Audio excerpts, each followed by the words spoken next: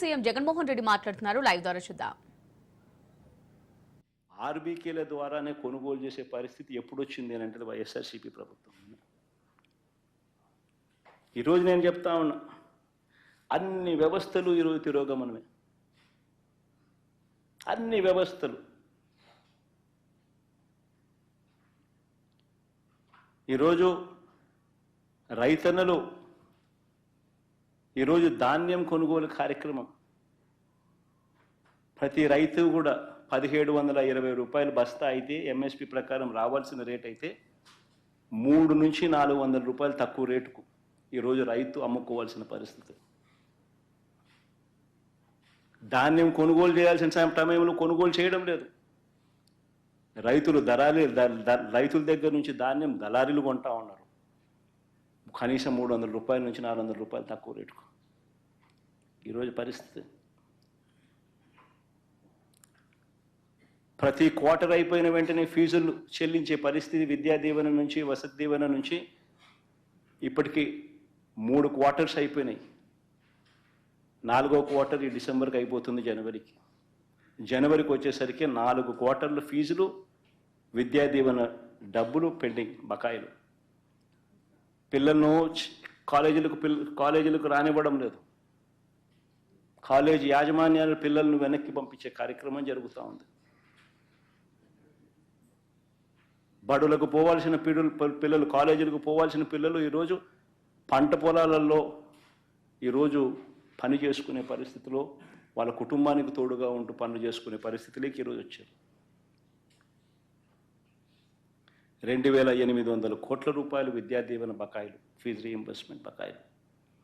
1100 కోట్ల రూపాయలు వసతి దీవెన బకాయిలు. ఆరోగ్యశ్రీ బిల్సు నెట్వర్క్ హాస్పిటల్స్కి ఇవ్వాల్సింది మార్చి నుంచి పెండింగ్.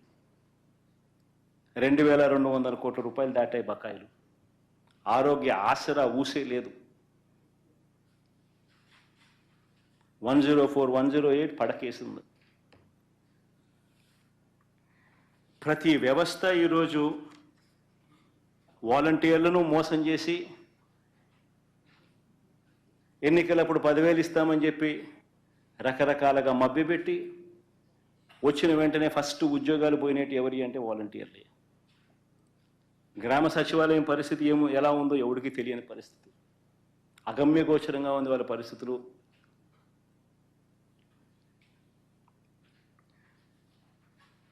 ఈరోజు ఇంత దారుణంగా ఉన్న ఒకవైపున వ్యవస్థలన్నీ కూడా దారుణంగా, అప్పటితో కంపేర్ చేస్తే దారుణంగా వ్యవస్థలన్నీ కూడా వెనక్కిపోయిన పరిస్థితులు ఒకవైపున కనిపిస్తూ ఉంటే, మరోవైపున సంపద సృష్టి, ఇది వెరీ ఇంపార్టెంట్.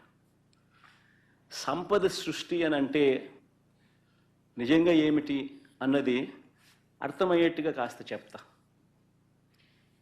రాష్ట్రానికి ఉన్న ఆదాయాలను ఇంకా అదనపు ఆదాయం రాష్ట్రానికి వచ్చే విధంగా ప్రభుత్వం ఏదైనా కార్యక్రమాలు చేయగలిగితే దానిని సంపద సృష్టి అని అంటారు.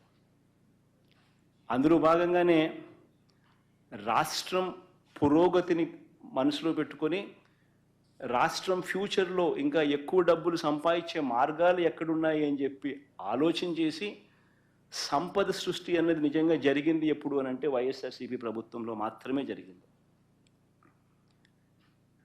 ఆంధ్ర రాష్ట్ర చరిత్రలో ఎప్పుడు చూడని విధంగా గవర్నమెంట్ రంగంలో 3 కొత్త పోర్టులు, సీపోర్ట్స్, దాదాపుగా 12,000 కోట్ల రూపాయల పై చిలుకుతూ 3 కొత్త పోర్ట్లు, 12-13 వేల కోట్ల రూపాయలతో 3 కొత్త పోర్ట్లు నిర్మాణం వేగంగా కూడా సాగి, దాదాపుగా ఒక పోర్టు అయితే 65%, మరో పోర్టు దాదాపుగా 30-40%, ఇంకొక పోర్టు దాదాపుగా 25-30% పూర్తి కూడా అయిపోయింది అప్పటికి. ఈరోజు ఆ పోర్టులు కన్నా పూర్తవుతే, ఆ పోర్టులకు ఫండింగ్ కూడా సమస్య కాదు. దానికి సపరేట్గా మ్యారిటైమ్ కార్పొరేషన్ క్రియేట్ చేసి, దానికి సపరేట్ ఫండింగ్ ఆర్గనైజ్ చేసి, సపరేట్గా దానికి ఫండింగ్ ఎలాంటి ప్రాబ్లం లేకుండా చేసినాం.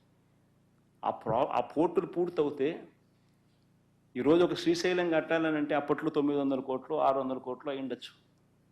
ఈరోజు అదే శ్రీశైలం కట్టాలంటే 50,000 కోట్లు తక్కువ కాదు. That is the value of assets.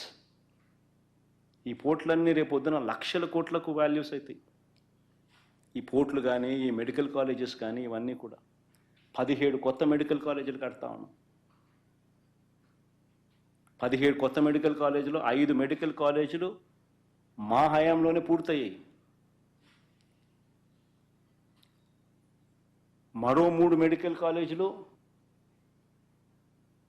సీట్ల మెడికల్ కౌన్సిల్ ఆల్రెడీ సీట్స్ కూడా అలాట్ చేసినారు.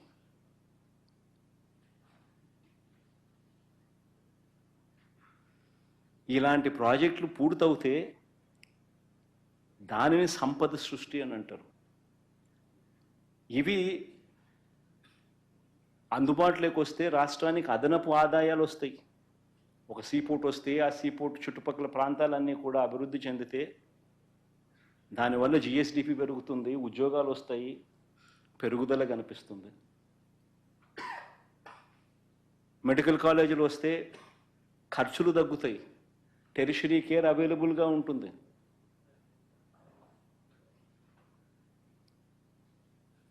దీనిని సంపద సృష్టి అని అంటారు. ఈ సంపద సృష్టిలో భాగంగా మరో విప్లవాత్మక అడుగులు పడ్డాయి. అదేమిటో తెలుసా? ఆ రోజుల్లో నిజంగా మనం అంతా కూడా చూస్తూ ఉన్న పరిస్థితులు. అతిపెద్ద సమస్య దాదాపుగా రైతన్నలకు 18 లక్షల పంప్ సెట్ కనెక్షన్స్ ఉన్నాయి. దీనికి 2004 నుంచి ఉచిత కరెంటు ఇచ్చే కార్యక్రమానికి శ్రీకారం జరిగింది. ఒక ఉచిత కరెంటు రైతన్నలకు ఇచ్చే కార్యక్రమంలోనే భాగంగానే దాదాపుగా రాష్ట్ర ప్రభుత్వం దాదాపుగా 9,000 కోట్ల పైచీలకు ఖర్చు పెడుతుంది.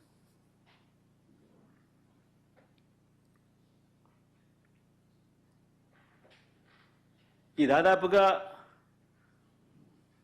ఇలాంటి పరిస్థితుల్లో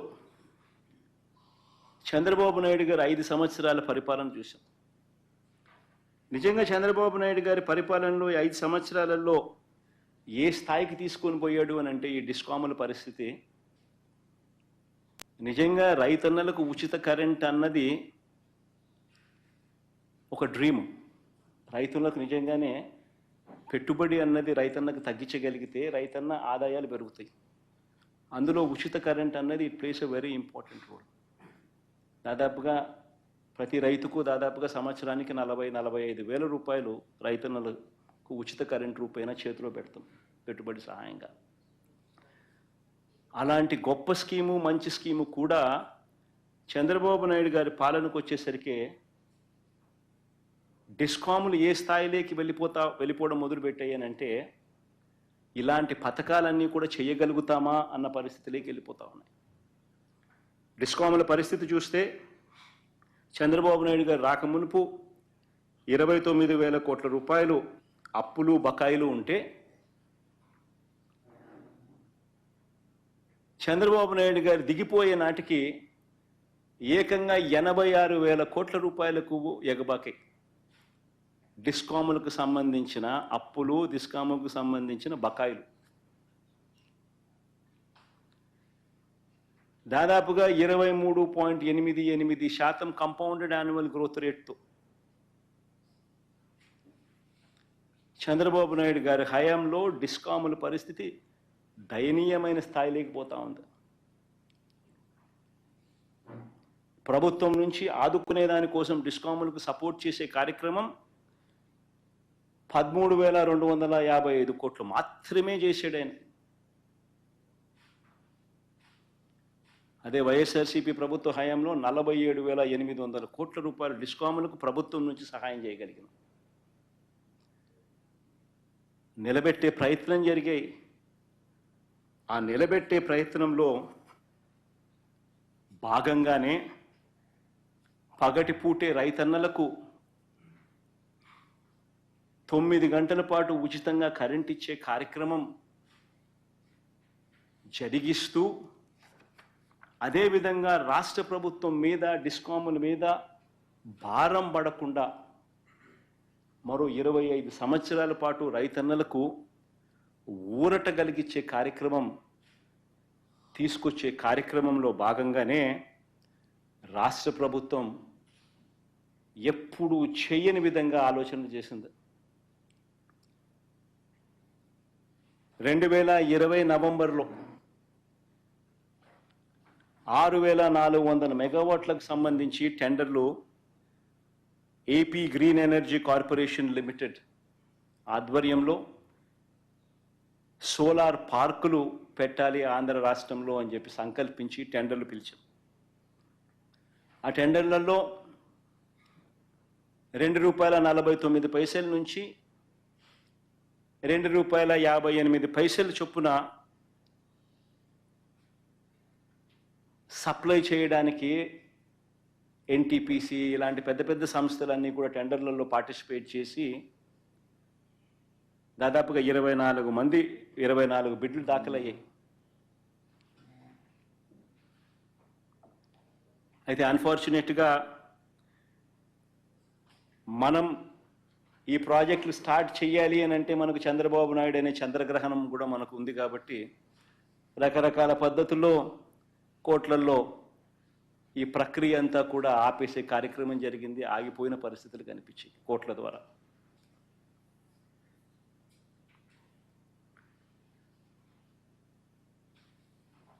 నవంబర్ 2020లో ఈ కార్యక్రమం రాష్ట్ర ప్రభుత్వం సంకల్పించి ఆ తర్వాత వివిధ కోర్టులలో దీనికోసం పోరాటం చేయవలసిన పరిస్థితి వచ్చింది. ఈ లోపల సెప్టెంబర్ 15, 2021 అంటే దాదాపుగా 10 నెలలు కోట్లల్లో ఈ వాద్యాలన్నీ కూడా ఈ పోరాటాలన్నీ ఒకవైపున చేస్తూ ఉన్న సందర్భంలో సెప్టెంబర్ 15వ తారీఖున రాష్ట్ర ప్రభుత్వానికి ఒక తీయటి కబురు మాదిరిగా కేంద్ర ప్రభుత్వం నుంచి లేఖ వచ్చింది. కేంద్ర ప్రభుత్వం అంటే సెకి నుంచి లేఖ వచ్చింది. Solar energy corporation of India కేంద్ర ప్రభుత్వం నుంచి సెప్టెంబర్ 15వ తారీఖున ఈ లేఖ వాళ్ళు ఒక తీయటి కబురు మాదిరి లేఖ పంపించారు. రాష్ట్ర ప్రభుత్వం ఆ లేఖ సారాంశం చూస్తే సెప్టెంబర్ 15న వాళ్ళు రాసిన లేఖ సారాంశం చూస్తే రాష్ట్ర ప్రభుత్వాన్ని ఒకవైపున పొగుడుతూ రాష్ట్రం చేస్తా ఉన్న మంచిని ఒకవైపున అభినందిస్తూ the innovative model promoted by government of AP to utilize renewable energy with a view to achieve sustainable agricultural growth while lowering cost of cultivation by providing daytime power supply to farmers at competitive prices is noteworthy. This indeed will go a long way in uplifting the living standards of the farmers without increasing the financial burden on state discounts. We have taken a note of the recent tenders floated by government of AP for 6,400 megawatt of solar power with a green shoe option of 50%. As per the available